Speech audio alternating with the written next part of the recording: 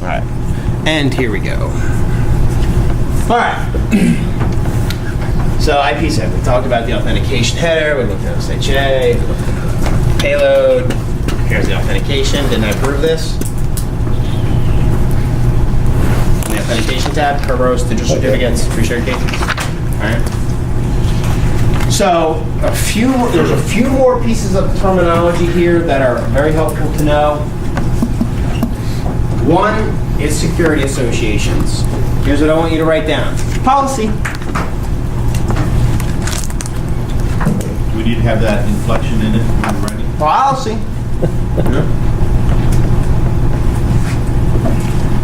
Security association is your policy. I couldn't hear you over the crunching of the pickle.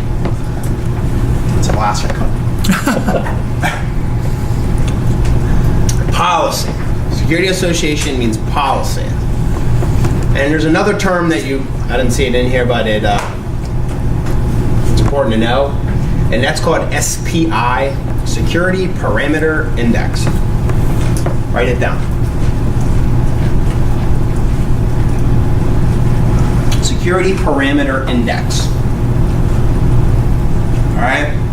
And basically, if you think about it like this, an index. You want to look something up in a book, you look up in the index. In this case, the Security Parameter Index is going to allow us to look up security associations. So where do we find the security associations? Well, you got to look at the Security Parameters Index. And that's where robbers find this stuff. They look to their index to see if they have a reference to a policy that will match. So if you want to communicate with somebody, you want to set up a VPN, which is probably 90% of your implementation challenges, your policies have to match. Yep. You're sending and receiving, they have to use the same encrypting algorithms and integrity algorithms, or game over. You can't encrypt with DES and try to decrypt with triple DES. It's not going to work. You can't verify integrity, or you can't check the integrity with MD5 and then try to verify that with SHA. That's not going to work. Key exchange, you can think of the video here. Diffie-Hellman, Internet Key Exchange, they're right on the same page here. It's a key management protocol. Very, very commonly used by IPsec.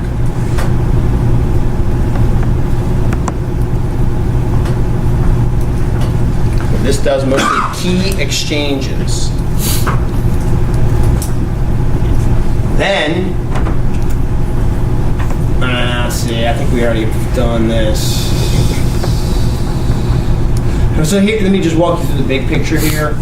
We're going to initiate connections to each other. We're going to have to agree on what algorithms to use, and that speaks to what? How are we going to agree on what algorithms to use? Where's that defined? Security association. Yeah, basically in the policy. So the security associations are then set up for each direction, so it's unidirectional, and then you add in the authentication piece. Authentication, hashes, encryptions to actually own the packets. Straightforward? Straightforward as straight gets? Straight as a circle? That's right. Just keep going round and round and round. So set, we only got a couple more here, but set. This was designed, this is a different one. We're changing gears here completely. This is secure electronic transaction. It was developed to send and receive credit card information between bank accounts between you and your merchant. So some of the bells and whistles of this would be an electronic wallet or a payment gateway. For example, PayPal now has become a payment gateway. All you have to do is have both the buyer and the seller basically offload their transaction into PayPal, and everything happens in a little tiny PayPal bubble, and then you transfer the money in and out from your PayPal account. But you also could use a payment gateway in the traditional sense as well. All right, so you have an electronic wallet and the user systems, which is actually going to encrypt the credit card information with the public key, send it over to the server, which should decrypt it with the private key. Data sent to the merchant's website.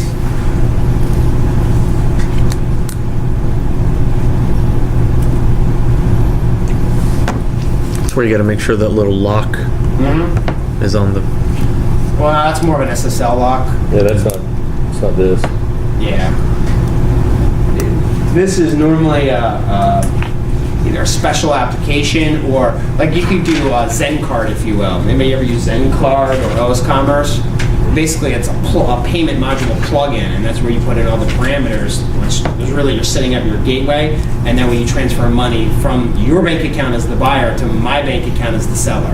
There were some sites that were using. I don't remember what the brand name they called, but it was basically some sort of Visa authentication or something. You had to put in a password before it would. I don't remember what it was, but it sounds like it might be based on this. Don't know enough to answer that. So, but it was the only one I saw where you actually had to.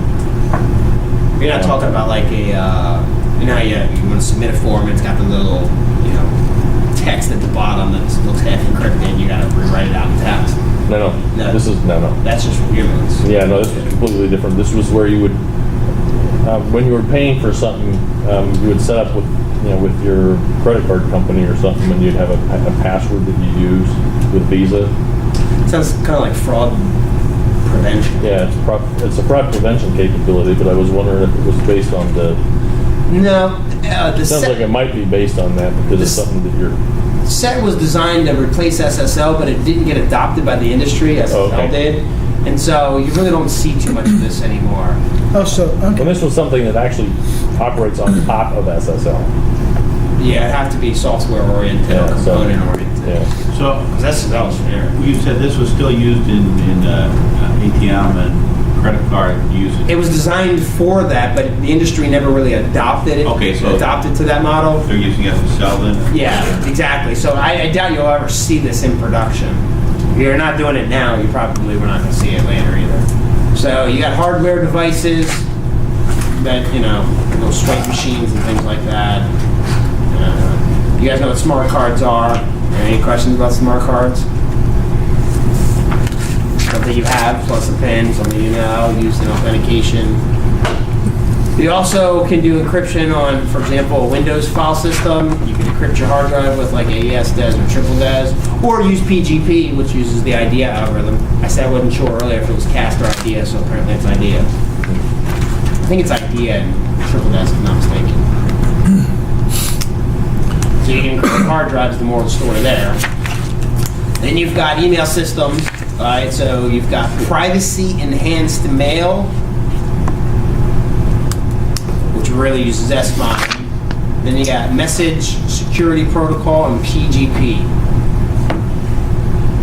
So privacy enhanced mail. Let's do the first one. This is used to secure email during transmission across the internet. So for authentication, notice what it used. RSA. So it does integrity, confidentiality, and authentication. And S-MIME is an example of a privacy-enhanced mail system.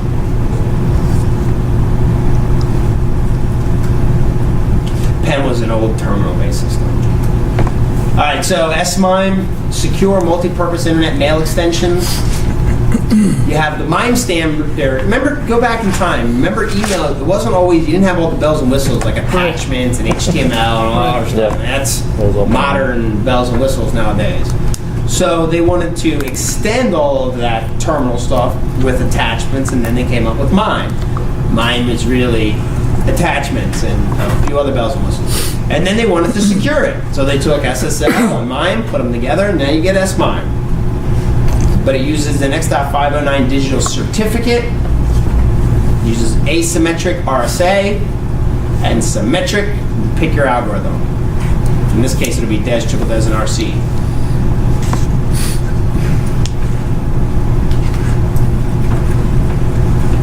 Then you've got message security protocol. This is actually the military's privacy enhanced mail, which apparently is still around from what I've heard. So that was DMS, Defense Message System. That's going away X.400 though. is DMS. Well, yeah, it's the old mail system. When I worked in the State Department, I had to help migrate their X.400 SMTP between every United States embassy in the world. Not the other way around. No, But this- 400 to, yeah, SMTP. Defense messaging system is, so that's what this is, a defense messaging system. Yeah, And they're doing away with it on the unclass side. I guess they're keeping it on the Ciphertext side for a while. Maybe, I'd say. Wow, I mean, good on backup. JWIX, they're good. They're moving towards Mystic, Yeah. which is they're moving more towards a like a Cedar, like an integrated like multi-level access database type of As thing. opposed to mail. Right. Alright. Then you got pretty good privacy. Circle Phil Zimmerman, because that's your keyword. Whenever you see the words Phil, or the name, Phil Zimmerman, jump for joy, because we're talking about PGP.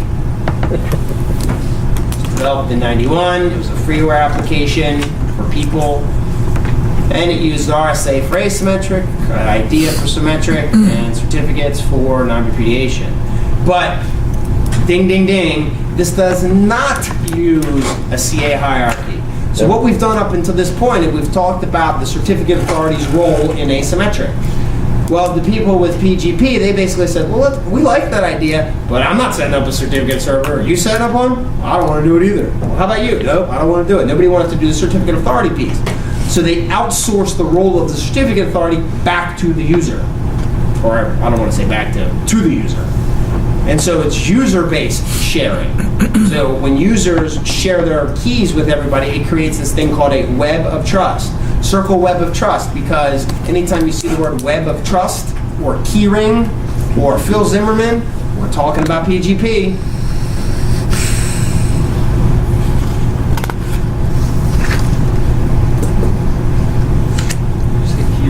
Keyring? Yeah, you keep all of your user keys on something called a keyring. And basically, PGP works off the principle of any friend of yours is a friend of mine. Because I give my certificate to you, and you give my certificate to somebody else. Now I can communicate with them too. That's kind of like Facebook.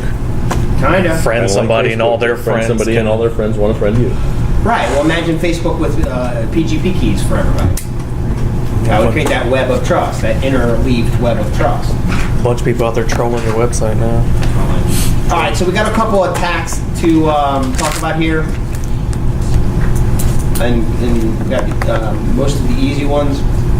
But if you give enough time, resource, and dedication, you got to be worried that somebody's going to break into, whatever you're trying to hide. So you got your types of attack, which is ciphertext through replay, and let's hit them. You got ciphertext only.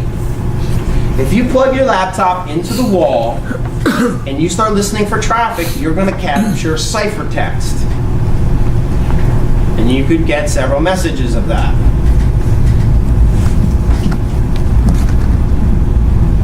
You don't have the plain text, and you may not have the key, so there's not much that you can do with this. But you could start cracking it if you want. You could try to crack it with DES just to see if it was DES. So there's still stuff that you could do with it. But all you have to do to attack, the only thing that you have in your strategy to attack things is basically ciphertext. So this is going to be the most easiest one for you to remember. You plug your computer into the wall and you hear a bunch of encrypted stuff. It's basically an eavesdropping attack. Everybody clear? Mm-hmm. All right. Next is a known plain text attack. This is where you have both the plain text and the ciphertext of hopefully several messages. You still don't know the key, but you can use the, how do we take this and get it to this factor? What does it take? What's the key? The whole strategy here is to find the key. Without the key, you still don't know how they converted it. You have both pieces, but you don't know how that they converted it. So in this case, you could say, hey, I know the plain text. I've seen it, and the ciphertext, but I know the plain text too. Any questions so far? Third one, chosen plain text. This is where you have both the plain text and the ciphertext, but you get to choose which gets encrypted by the attacker. You get to choose which. Yeah. Plain text gets encrypted. So we got to come up with a scenario where I'm going to choose. So is this like how they broke the chain, or how they figured out that Midway was going to be? I don't know enough about that. Basically, they were decrypting the Japanese, stuff, but they didn't have all of the information because they use a lot of code words and stuff like that, right? Sure. So they basically sent a message in the clear about a problem in Midway. They're out of water. Out of water, right? And then the Japanese sent that information back. So now all of a sudden they had. So I think they chose what information they wanted to. I think they Sounds kind of like it. they had a way of decrypting it, but then within the encryption system, they had code words. They had code words, and so Yeah, they so were they just had to- trying to determine Trying to the make actual sure. source. Right. of that They're trying to make sure they knew what the code word for Midway was, so they had them send specific information about Midway. And then they I got think this sent is it, different right? because I think the Slightly. idea here is, I know Leo's encrypting something and sending it over here. So Or better yet, you send something to me. So I give you something, or I know what you're about to send. I know the plain text of it. And then I have the plain text, So- and I watch to see his encryption. So that's what we're saying. Is it's like, Well, I yeah. know I gave you something that I want you to send, right? So I gave the Japanese information, right? I want them to send it To in an somebody encrypted else. fashion to somebody else, and I'm going to eavesdrop on that and make sure I Right. understand what they sent. Exactly, but I gave you the plain text. Therefore, I'm choosing. I gave you the plain text. You decide to encrypt it and forward it out to somebody else. So I just made you produce ciphertext for me, so now I can compare. Right, and that's exactly what they did with Midway. Okay, so in that case, yes. I didn't know that. So I learned something too. Benefits of a discussion. I love it. Yes. I still don't know the key though, perhaps, right? I don't know. I don't necessarily know what you use to encrypt it, so I can still work on that pace, but at least I got you to produce ciphertext for exactly what I sent you. So now I can look at frequency analysis or whatever the case is. Good, right? This will be an obvious one. Michael Jackson had the man in the mirror. I've got the man in the middle. I'm talking about the man in the middle. Alright, so the attacker sits in the middle between two parties. Masquerades as one of the two parties, so that the second party thinks that he or she is the first party. And this is what I said before, the That's the cell in the middle. this person's here saying, hey, I'm this guy. And this person over here saying, hey, I'm this guy. And then they create that tunnel in between. You can also do that. You can do this with SSL, so layers 4 through 7, but you can actually also do this at layer 2 as well on a switch. Digital signatures will help overcome this, but why? Well, because what Because the band in the middle doesn't have your private key. Right. Authenticity and non-repudiation. Yep. Then you got your dictionary attack. Did we already talk about this? Yeah, we talked about dictionary Okay, so attack. nothing new here. Basically, it's you reference a file of information and use that to gain access to something. All right, but replay attacks. I think this is the last one in there. So if I were able to listen to you authenticate to the server and then take over your session, if your server says, hey, by the way, I just want to make sure you are who you say you are, who are you? I could replay the authentication that I've already captured, and the server go, well, that's what he said last time. It must be who you said you are. Yep. So it's a way to take advantage of an existing session. You basically have to impersonate the user, though. Like in the Bourne Ultimatum, there's a scene in the movie where he calls the guy and says, hey, where are you? The guy's like, I'm at my desk. And no, you're not. Why? Because we've been having this conversation face to face. And he hangs up the phone, takes his tape recorder, and goes right to the safe and replays the guy answering the phone, where he said his first and last name, which happened to be the authentication for the safe. So other countermeasures in here, sequence numbers and timestamps. Because TCP is very sensitive to that stuff getting out of the order. It'll reset the connection. So that's also a natural countermeasure. Did he say his name, or did you listen to the guy? I forget the guy's name, but when the guy answered the phone, he said his first and last name, and that was what he used for the safe. But he didn't go to the safe and open the safe? No, he just replayed the guy's, it was Yeah. verbal. So it was voice authentication. So when he got to the safe, I'm sure he had to go, well, shoot, how am I going to authenticate to this? Yeah. It's probably his first and last name, just run the numbers on that one. Yeah. And replayed the voice print. Give yourself a round of applause. You guys did cryptography. How do you like me so far? Right? Feel better after that? There's some nuts and bolts in there, but hopefully the collective awareness level went up. Would you agree with that or disagree with that? Yes. Yeah. And it's good because you. Okay, I'm weird. I like it. At least it's this level.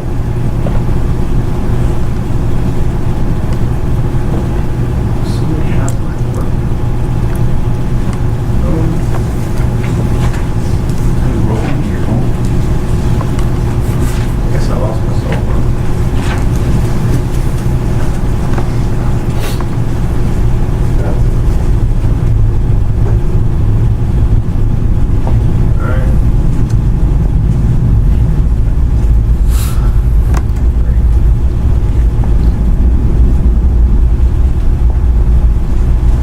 Alright, so that's 6. 30. That was good.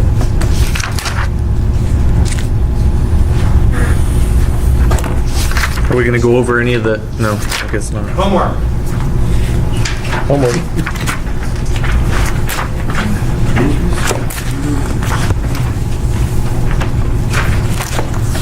Can we actually take a break? Yep. Take Yes. a mid-chapter break. Soup for you. Oh, business continuity planning. Oh, now we get into the really fun stuff, huh? I think that's something else.